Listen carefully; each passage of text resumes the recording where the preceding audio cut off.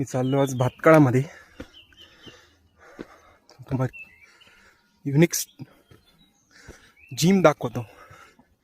तिथं बघ वेगळं असं काही साहित्य नाही आहे, इक्विपमेंट्स वगैरे, पण तुम्हाला दाखवतो.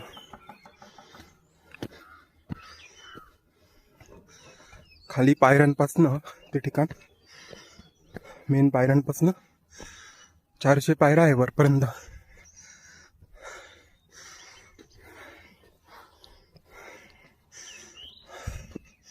चला तुम्हाला दाखवतो डायरेक्ट.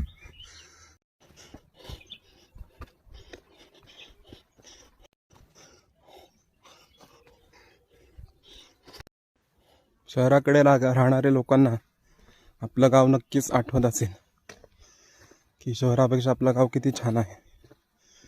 आणि मी ज्या गावात राहतो त्याला तर निसर्गाचंच देणं आहे. मोठमोठे डोंगर आहेत, नंतर पावसाळ्यात भरपूर धबधबे असतात, त्यामुळे तर वेगळीच मजा आहे. कोण कोण आपल्या गावाला मिस करतं, आठवण येते गावाची.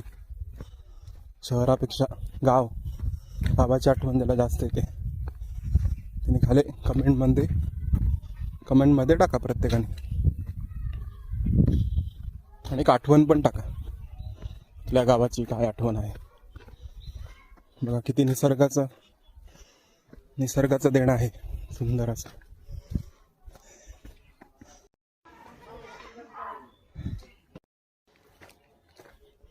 मला आत्ता व्हिडिओमध्ये दिसलं असेल तीच युनिक जिम आहे.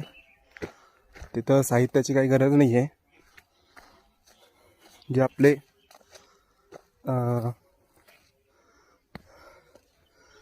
जोर बैठका म्हणतो आपण, तसं इथं जास्त व्यायाम केला जातो. आणि याच्या मागे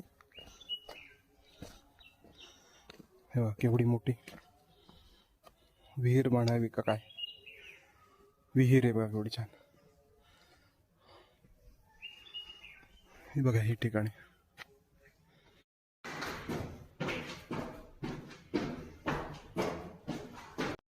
तर यालाच म्हणतात भातकाळा.